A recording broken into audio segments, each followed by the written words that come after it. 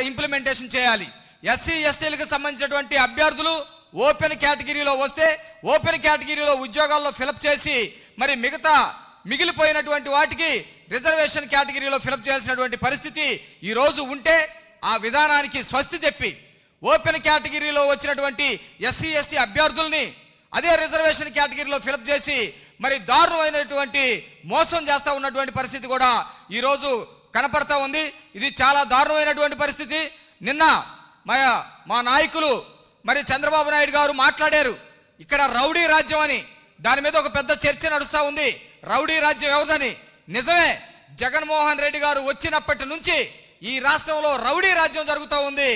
అక్రమంగా కేసులు పెడతా ఉన్నారు, తెలుగుదేశం కార్యకర్తల మీద దాడులు చేస్తూ ఉన్నారు, చంపుతా ఉన్నారు. ఈ పద్ధతులన్నింటిని కూడా మానుకోవాలని చెప్పేసి కూడా మేము ఈ సందర్భంగా తెలియజేస్తా ఉన్నాం.